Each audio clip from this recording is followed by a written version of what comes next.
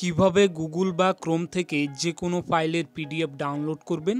তো আসুন এই ভিডিওতে আমরা সে সম্পর্কে জেনে নিই। তো প্রথমে আপনার মোবাইলে থাকা গুগল অ্যাপসটিকে ওপেন করবেন। ওপেন করার পর এখানে সার্চ বারে আপনি যে প্রয়োজনীয় ডকুমেন্টের পিডিএফ ডাউনলোড করতে চান প্রথমে সেটিকে এখানে টাইপ করে নেবেন। তো আপনাদেরকে ডেমো দেখানোর জন্য আমি এখানে প্রি জব অ্যালার্ট লিখে সার্চ করছি। তো আপনারাও কিন্তু আপনাদের টপিকের উপর সার্চ করবেন। সার্চ করার পর এখানে দেখতে পাচ্ছেন প্রি জব অ্যালার্টের অফিসিয়াল ওয়েবসাইট। সিম্পলি এই অপশানটিতে ক্লিক করবেন। বন্ধুরা এখানে দেখতে পাচ্ছেন প্রি জব অ্যালার্টের অফিসিয়াল ওয়েবসাইটটি ওপেন হয়ে গেছে।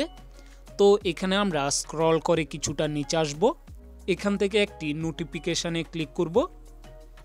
ক্লিক করলে এখানে দেখতে পাচ্ছেন আমাদের সামনে নোটিফিকেশানটি অন হয়ে গেছে।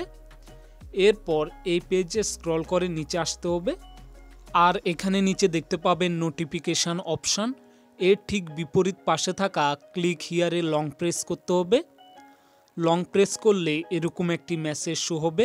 আর এখানে একটি অপশান দেখতে পাবেন ডাউনলোড লিঙ্ক। আপনাদেরকে এই অপশানটিতে ক্লিক করতে হবে। ক্লিক করার পর এরকম একটি মেসেজ আবার শো হবে। আর এখানে আপনাদেরকে নিচে থাকা ডাউনলোড অপশানে ক্লিক করতে হবে। ক্লিক করলে আপনাদের পিডিএফ ফাইলটি কিন্তু ডাউনলোড হয়ে যাবে।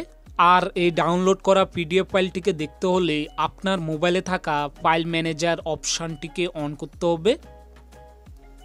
অন করার পর এখানে দেখতে পাবেন উপরে ডকুমেন্ট, এই অপশানটিতে ক্লিক করবেন। ক্লিক করলে এখানে অনেকগুলো পিডিএফ ফাইল দেখতে পাবেন। তো এর মধ্য থেকে আপনাদেরকে উপরে থাকা পিডিএফ ফাইলে ক্লিক করতে হবে। ক্লিক করে এখানে পিডিএফ ফাইলটিকে ওপেন করে নেব। তো বন্ধুরা এখানে দেখতে পাচ্ছেন আমাদের পিডিএফ ফাইলটি কিন্তু ডাউনলোড হয়ে গেছে।